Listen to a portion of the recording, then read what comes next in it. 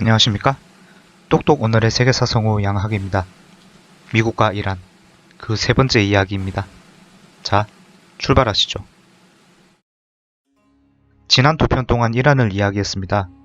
이란은 다른 중동 국가와 인종이 다르고 긴 시간 동안 독립된 문명을 이뤘고 이슬람교에서는 소수 종파인 시아파가 국교라는 점을 말씀드렸습니다. 이번 영상에서는 이란이 지닌 이러한 차별점이 세계사에서 어떤 의미가 있고 좀 더 구체적으로는 왜 미국과 갈등하게 되었는지 알아보겠습니다. 중동을 중심으로 놓고 세계 지도를 보면 이란은 오른쪽 변방에 위치하고 있습니다. 이 말은 이란에서 사우디아라비아, 이집트, 터키 같은 다른 이슬람 국가로 가려 하거나 혹은 지중해나 유럽으로 진출하려면 인접국인 이라크나 시리아를 반드시 거쳐야 한다는 뜻입니다. 이런 지정학적인 이유 때문인지 현대 세계사에서 중동을 언급하게 되면 이란은 다소 변방에 치우쳤다는 인상을 지울 수가 없습니다. 1960년대 이후에는 이집트가 이스라엘과 중동 전쟁을 벌이면서 이슬람 세계를 대표했고 1980년대 이후에는 사우디아라비아가 무지막지한 오일 달러를 앞세우며 이슬람의 맹주 자리를 차지했습니다. 그리고 이집트와 사우디아라비아, 이 두 나라는 당연히 수니파 이슬람 국가였습니다. 이란 입장에서 보면 그 옛날 페르시아 제국으로 중동 지방을 호류한 것은 물론이고 유럽까지도 일정 부분 영향을 끼친 과거가 있습니다. 당연히 그 영광을 재현하고 싶었겠죠. 그 영광을 재현하려는 수단이 있는데 바로 현재 이란의 정체성이라고 할 수 있는 시아파 이슬람교입니다. 2000년대가 되면서 이라크나 시리아처럼 기존에 힘 좀 쓴다고 하던 이슬람 국가가 혼란해지자 이란은 이 국가에 있던 시아파 무슬림을 이용하면서 연대 세력을 구축하기 시작했습니다. 그 전략을 시아파 벨트라고 부르고 있습니다. 그런데 이 시아파 벨트 전략을 껄끄럽게 생각하는 국가가 있습니다. 바로 미국입니다. 미국과 이란이 직접적으로 관계를 맺게 된 시점은 제1차 세계대전이 끝난 때입니다. 제1차 세계대전이 발생하기 전에는 이란이 러시아 제국에게 영향을 받고 있었습니다. 그런데 제1차 세계대전이 끝나고 약 7년이 지난 1925년, 이란은 영국의 지원을 받으면서 팔레비 왕조로 독립하게 됩니다. 팔레비 왕조는 자연스럽게 친서방 정책을 펼치게 되었고 영국과 미국 자본은 이란 석유를 장악하게 되는데 이란은 이런 상황을 거의 방조하다시피 했습니다. 제2차 세계대전이 끝나고 냉전시대가 도래했습니다. 지금은 이란과 러시아 사이에 투르크메니스탄, 우즈베키스탄, 카자흐스탄이 있지만 냉전 시기에는 이란과 소련이 국경을 바로 맞대고 있었습니다. 이 때문에 이란은 소련의 영향력에서 자유로울 수 없었죠. 급기야 이란 내 사회주의 세력이 팔레비 왕조의 수장인 샤를 암살하려 했지만 실패했습니다. 오히려 반작용으로 모하마드 모사데크가 중심인 이슬람 민족주의 세력이 정치 권력을 획득하게 되었습니다. 모사데크 총리는 1951년에 취임했고 경제 성장을 기치로 내세우면서 이란의 석유를 국유화했습니다. 그러자 미국이 이란 내에 군부를 지원하면서 쿠데타가 발생했고 경제 위기를 초래했다는 이유로 1953년에 모사데크 정권을 축출하게 됩니다. 그리고 이러한 분위기에 더 얹혀서 팔레비 왕조는 비밀경찰까지 동원했고 정치는 냉각되었습니다.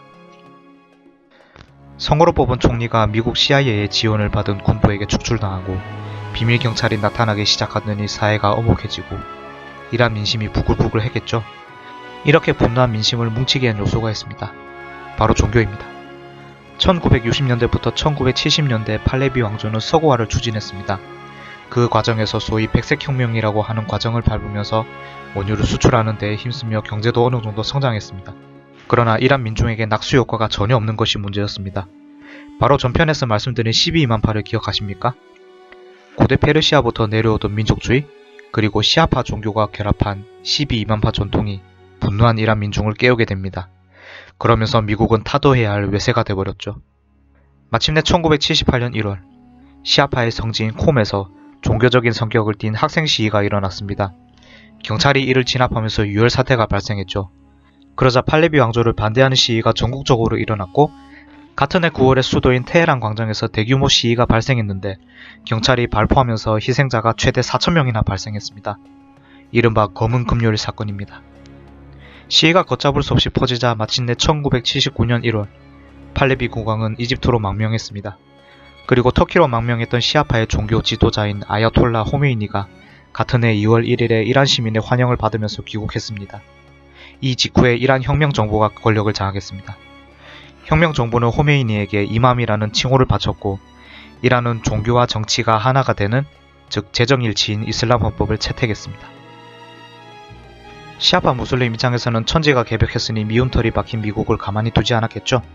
1979년 11월 이란의 과격파 대학생이 테헤란에 있는 주 이란 미국 대사관에 침입하여 1981년 1월까지 미국인 50여 명을 억류한 사건, 이른바 주 이란 미국 대사관 인질 사건이 발생합니다. 이 사건은 2012년 아카데미 작품상을 수상한 아르고우라는 영화를 보시면 쉽게 이해하실 수 있습니다. 그리고 토막 상식을 덧붙이자면 이 인질 사건이 당시 미국 대통령인 지미 카터가 로널드 레이건에게 선거에서 패하게 되는 주요 원인이라는 평가가 매우 많습니다. 그런데 말입니다. 미국은 왜 이렇게까지 무리하다고까지 보일 정도로 이란 정치에 개입하려 했을까요? 단지 석유 때문일까요? 지금도 그렇지만 미국 내에도 석유는 충분히 있고 중동에는 주요 우방이자 산유국인 사우디아라비아가 있습니다. 그렇다면 무엇일까요? 크게 두 가지 이유가 있습니다. 하나는 소련, 다른 하나는 달러입니다. 앞서 말씀드린 것처럼 이란은 제1차 세계대전 이전에 러시아의 영향권이었습니다. 제2차 세계대전이 끝나고 냉전시대가 됐을 때는 소련이 아프가니스탄 등 중앙아시아를 넘어서 중동까지 침범하려 했습니다. 미국 입장에서는 이란의 공산화를 막아야 했죠. 그런데 이것은 냉전체제가 붕괴한 지 거의 30년이 되었고 소련도 없는 지금은 의미가 다소 희미합니다.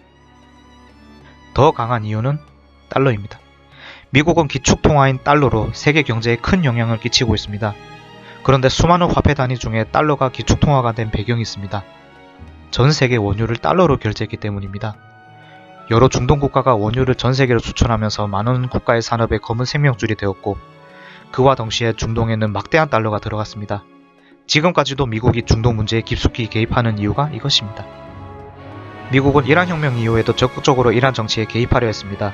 시아파 무슬림이 다수인 이라크에 수니파 후세인 정권을 세웠는데 미국과 서방 세계의 지원을 등에 업은 이라크와 시아파 이란은 1980년부터 8년 동안 전쟁을 벌였습니다.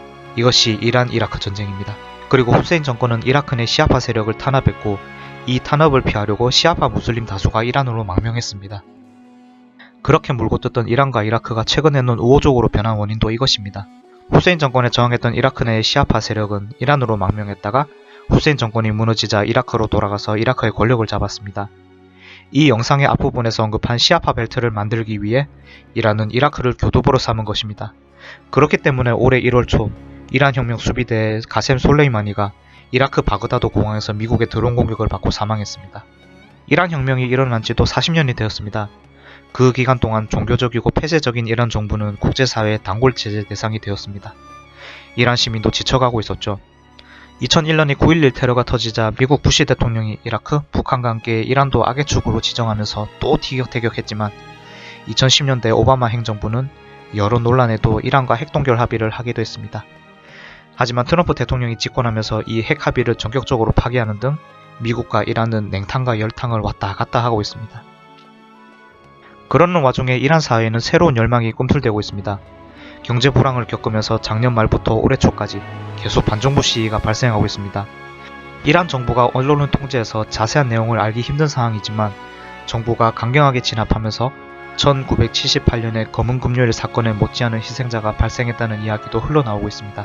이런 시점에서 솔레이마니가 사망하면서 이란 정부는 반미 분위기를 형성하며 반정부 시위를 무력화하려고 합니다.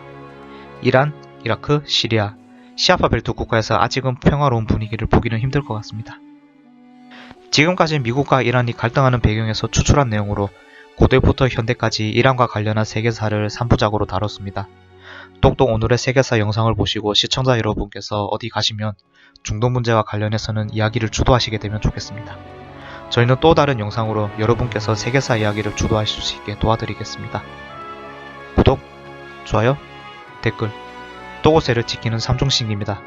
제발, 플리즈, 도zo, 치행완 부탁합니다.